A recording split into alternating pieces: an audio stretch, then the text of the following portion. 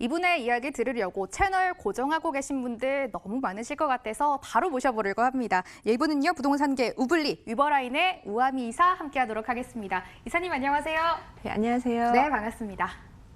방송 보시다가 우아미 이사와 소통하는 방법, 또 그동안 가지고 계셨던 부동산 고민 해결하는 방법, 24시간 언제든지 무료 상담 전화가 열려 있습니다. 서울 전화 02-2077-6356번입니다.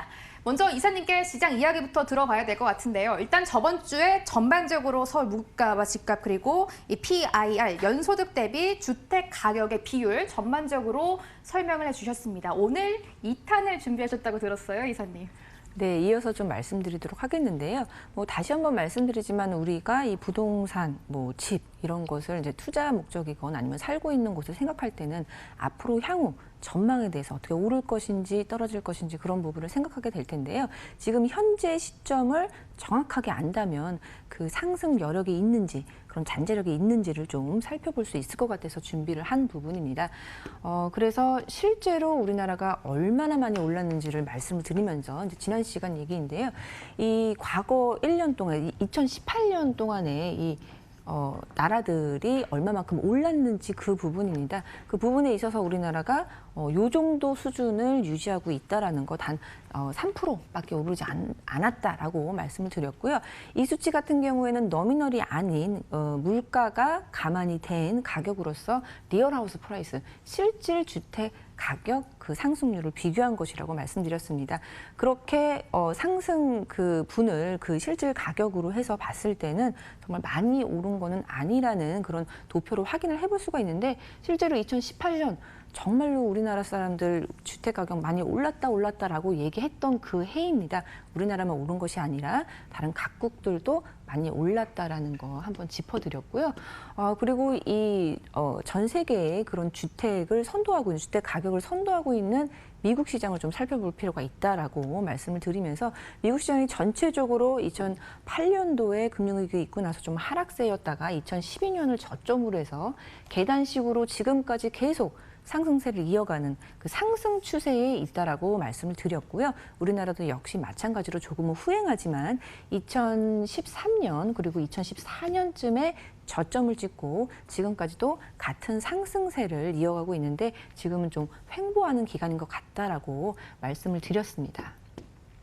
네, 물가를 감안한 그런 가격에 대해서도 말씀을 드리면서 다음으로 이 소득 수준을 감안한 주택 지수에 대해서 말씀을 드렸는데요. 바로 PIR입니다. Price to Income Ratio라고 해서 이 중위 가격을 연 소득으로 나눈 수치입니다. 그렇기 때문에 이 이제 디스포저럴 인컴이기 때문에 가처분 소득입니다. 그래서 세금이라든지 사회보장료를 다 제하고 저금을 했을 때 내가 살 수 있는 그 연수가 나온다고 말씀을 드렸는데요.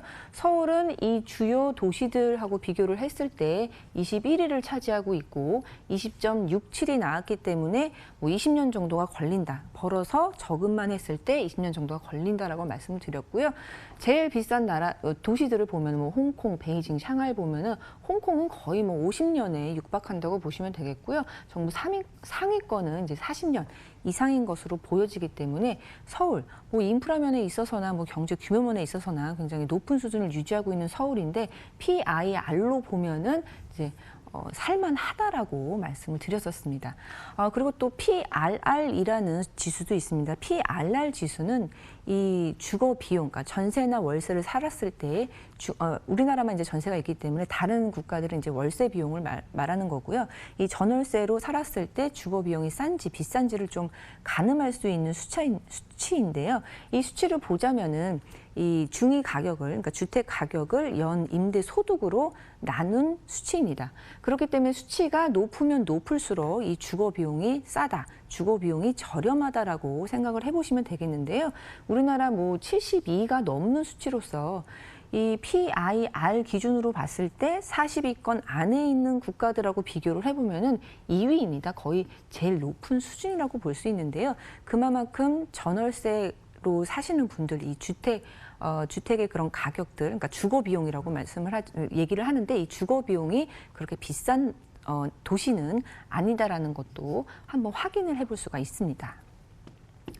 그리고 소득 수준 대비한 이 주택 지수, 즉 PIR에 대한 그런 변화율도 한번 살펴보도록 하겠습니다. 2015년부터 제일 최근이죠. 2018년 이제 4분기까지의 그 기간 동안의 변화율인데요. 변화율을 우리가 잘 이제 꼼꼼히 살펴볼 필요가 있는 것은 이 변화율을 살펴본다면 앞으로의 상승 잠재력, 상승 여력을 좀 살펴볼 수 있다는 측면에서 좋은 이제 차트라고 볼 수 있겠습니다. 이 도표 같은 경우에는 이제 OECD 34개국에 대한 이제 국가별 비교인 거고요. 2015년을 기준으로 했을 때 PIR의 변화율입니다. 그래서 2015를 100으로 잡았을 때 얼마만큼 변화했는가를 나타내는 도표라고 볼 수 있습니다.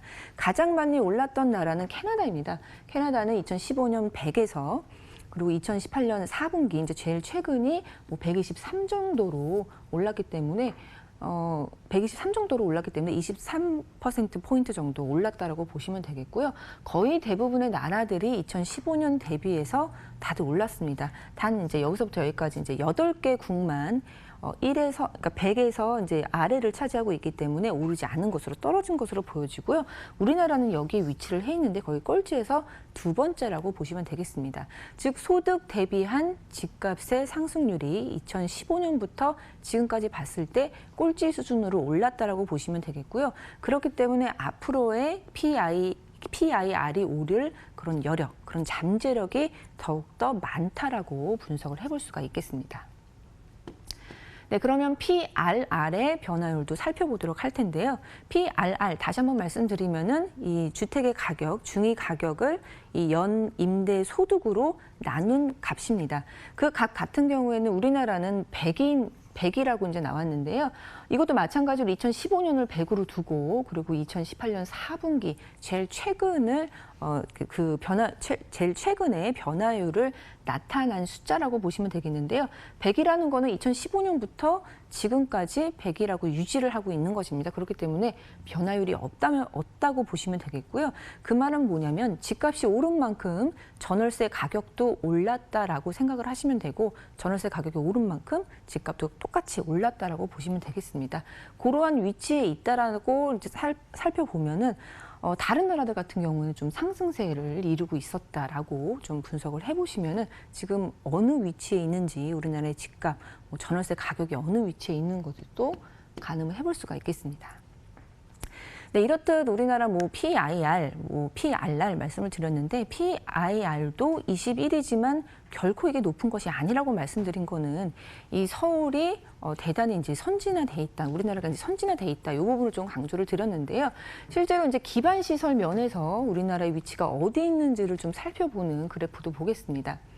일단 텔레커뮤니케이션이죠, 통신 시설, 그리고 에너지라든지 교통 인프라, 그리고 이제 도로, 그리고 교량, 그리고 이제 지하철이 포함되어 있는 그런 기차, 철도죠. 철도, 그리고 공항시설. 이러한 인프라의 면에 있어서 이제 순위를 정하면요. 우리나라가 1, 2, 3, 4, 5등입니다. 네, 5등이라고 볼 수 있겠는데요. 일단 1등은 싱가포르, 홍콩, 스위스, 네덜란드, 일본, 우리나라, 그다음에 독일, 프랑스, 미국 이런 식으로 나가는 거 볼 수 있습니다. 근데 사실상 이 기반시설 면에서 본다면 이 싱가포르하고 홍콩 같은 경우는 이제 도시국가이기 때문에 좀 비교 대상은 아니라고 보시면 되겠고요. 워낙에 면적이 작기 때문에 기반시설이 들어가는데 이제 쉽게 들어간다고 보시면 되겠습니다. 그리고 스위스랑 네덜란드 좀 작은 나라이기 때문에 어느 정도 사이즈를 갖춘 나라들하고 비교를 했을 때는 거의 일본하고 우리나라가 이제 1등을 달리고 있다. 이렇게 보시면 되겠고요. 이렇듯 기반시설이 잘 돼 있음에도 불구하고 우리나라의 주택 가격, 그런 순위들 비교를 해보시면 또 어느 위치에 있는지 좀 살펴보실 수 있을 것 같습니다. 그리고 또한 이 생활 물가도 중요합니다. 물가가 어느 정도 수준인데 집값은 어느 정도 수준인지 그 부분도 좀 살펴볼 필요가 있겠는데요. 일단 전체적인 그런 음식이라든지 기호식품, 그리고 그 도메스틱 서플라이라 그래서 그 자체적으로 이제 공급할 수 있는 그런 전력이라든지 그런 부분들, 그리고 의료라든지 교통 이런 거 다 감안해서 물가를 이제 보면은 거의 지역적으로 보자면은 이제 아시아가 좀 제일 비싼 것으로, 그리고 서유럽, 그리고 북미 요 순으로 좀 나간다고 보시면 되겠는데요. 우리나라 물가 수준 한 4위 정도를 기록하고 있습니다. 그리고 제가 요 부분을 말씀드린 거는 이제 물가 대비한 집값도 이제 말씀을 드리려고 하는데요. 이 부분은 이제 다음 시간에 좀 자세하게 더욱 심도 있게 말씀드리도록 하겠습니다. 다음 주도 이야기가 이어진다고 하니까요. 다음 주도 꼭 채널 고정해 주시기 바랍니다. 성공적인 투자를 하기 위한 전반적인 시장 이야기 들려주셨습니다. 그렇다면 성공 투자가 가능한 투자처까지 연결해서 들어보셔야 할 것 같은데요. 화면으로 먼저 가보시죠. 서울시 강서구 마곡동 상가 소개해드립니다. 상가의 위치는 5호선 마곡역에서 도보 2분, 2020년 7월 준공 예정입니다. 전용 면적은 46제곱미터로 층수는 9층 건물 내 지하 1층입니다. 상가와 오피스 혼합 구조네요. 매매 금액은 2억 5,600만 원입니다. 임대 예상 금액은 보증금 2천만 원에 월 100만 원, 대출 가능 금액 1억 8천만 원 예상하면 실제 투자 금액 5,600만 원 전망되고 있습니다. 수익형 부동산의 여왕이 선택한 곳입니다. 강서구 마곡동 상가 가지고 오셨는데요. 이사님, 단 한 곳만 가지고 오셨습니다. 투자 포인트가 또 있겠죠? 네, 어제이죠. 예, 어제 기준금리가 이제 1.75에서 1.5로 이제 내려갔습니다. 3년 1개월 만에 이제 내려갔다고 하는데 그런 만큼 수익형 부동산에 관심을 가지시는 분들 더욱더 많아질 것 같습니다. 제가 오늘 갖고 온 매물 같은 경우에는 수익형 부동산으로서 월세도 이제 꼬박꼬박 받을 수 있지만 그 지역적인 지역의 가치 상승에 따른 그런 시세 차익도 분명히 누릴 수 있는 그런 부분 갖고 왔습니다. 일단 요즘에 가장 핫하다고 볼 수 있는 마곡동입니다. 마곡 그 산업단지 내 중심부에 위치해 있는 상가라고 보시면 되겠고요. 일단 상가이기 때문에 이 최근에 이 규제들 있잖아요. 이 주택에 대한 규제.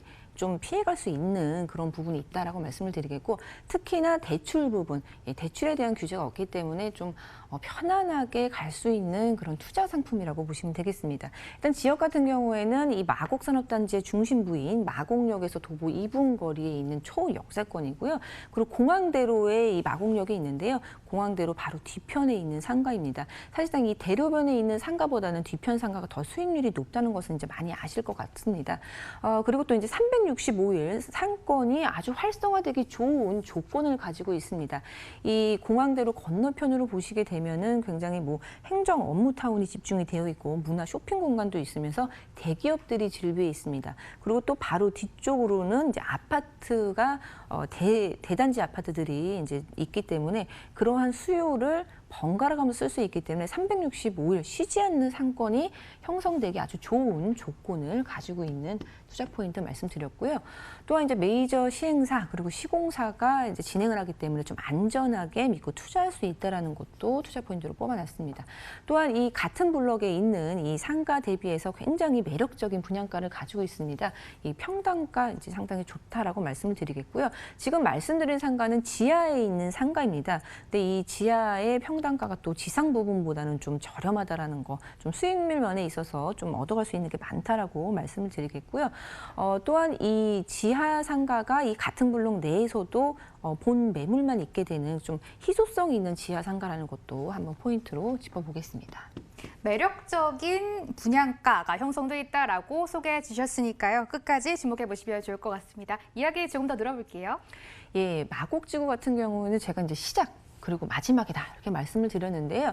실제로 이 마곡지구 워낙에 핫하기 때문에 지금 마곡에 투자를 해볼까라고 가보시면은 거의 다 뭐 물건이 소진이 되어 있기 때문에 없는 것을 알 수가 있습니다. 근데 사실상 마곡은 지금이 시작입니다. 너무나 빨리 들어가셨던 분들은 이 마곡에 입주가 안 됐기 때문에 조금 힘들어하신 부분도 있었는데요. 지금 마곡에 이 대기업들 한 30% 가까이 입주를 했고요. 앞으로도 지금 입주할 기업들이 많이 있습니다. 그래서 시작이라는 측면에서 지금 투자하기 좋은데 사실상 가보시면은 매물이 좀 희소하다라는 것도 한번 짚어보도록 하겠습니다.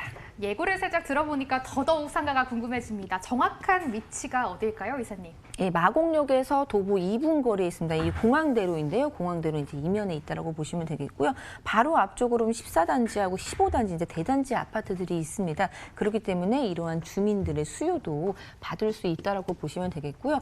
또 반대편 건너편으로는 뭐 스타필드와 같은 그런 문화 쇼핑 공간이 있고요. 그리고 강서구청을 필두로 한 그런 행정 타운이 있습니다. 그리고 또 LG, 뭐 코롱, 부터 시작을 해서 이제 대기업들이 이제 깔려 있으면서 이대병원까지도 있게 이대 서울병원까지도 이제 있게 되는데요. 이렇듯 이렇게 수요들이 좀 갈려져 있는 좀 여러 분야의 수요들이 이제 몰릴 수 있기 때문에 상권 활성화가 좀 기대가 되는 입지라고 보시면 되겠습니다. 네, 이어서 이제 호재 이야기도 들어보도록 하겠습니다. 마곡지구에 위치한 곳이니까 마곡은 이제부터 시작이다라고 말씀해 주셨습니다. 그만큼 호재가 좀 받쳐줄 것 같아요.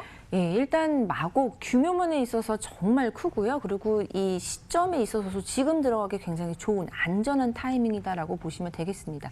일단 규모면으로 한번 살펴보면요.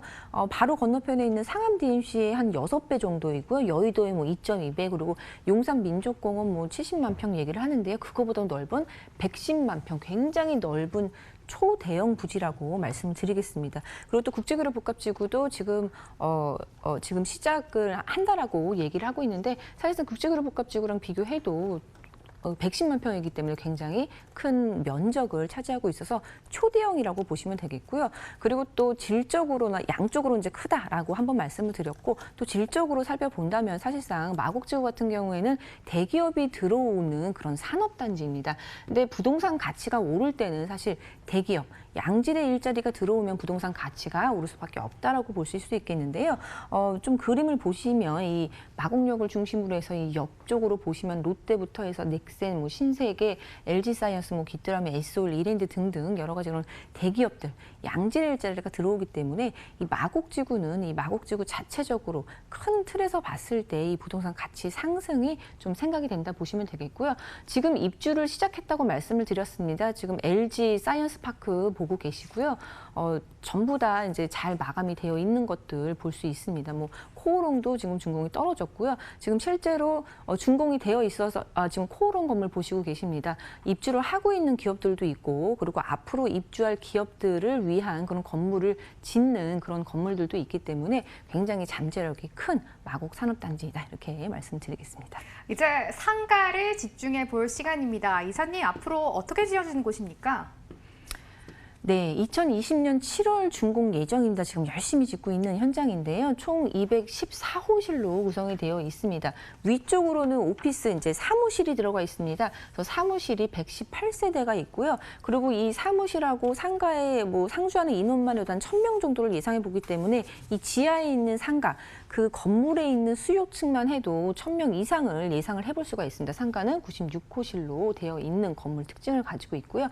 지하 5층부터 그리고 지상 9층까지 구성이 되는데 주차장, 상가, 사무실 이렇게 구성이 된다라고 보시면 되겠습니다. 본 매물 말씀드리는 거는요. 지하 1층에 좀 평당가가 낮은 수익률이 좀 좋은 그런 물건 말씀을 드리고 있고, 코너에 있는 곳이기 때문에 이제 접근성이 좋다라는 거, 그리고 엘리베이터가 바로 옆에 있기 때문에 1층과의 접근성도 뛰어나다, 이렇게 정리하겠습니다. 마지막 포인트가 남았습니다. 매력적인 분양가 확인을 한번 해볼게요. 예, 상가임에도 불구하고 상당히 저렴합니다. 일단 지하이기 때문에 좀 저렴하게 책정이 됐다는 거 한 번 더 강조를 드리겠고요. 매매 가격 2억 5,600만 원 정도인데요. 임대 예상가 보증금 2천만 원에 한 100만 원 정도 예상을 해볼 수 있기 때문에 대출 상당히 상가이기 때문에 편합니다. 대출 활용하셔서 투자하신다면 5천만 원대로 상가 투자 가능하겠습니다. 가지고 오신 곳 설명 모두 들어봤고요. 우아비 이사의 무료 세미나가 준비되어 있습니다. 화면으로 가보시죠. 주제는 실투자금 5천만 원 이하 핵심 투자처 바로 알기입니다. 7월 23일 삼성중앙역 인근에서 열린다고 합니다. 아래 번호로 전화 주시고 참석해 주시면 되겠습니다. 1부는 아쉽지만 여기까지입니다. 위버라인의 우아미 이사와 지금까지 함께했습니다. 이사님, 오늘도 말씀 고맙습니다. 감사합니다.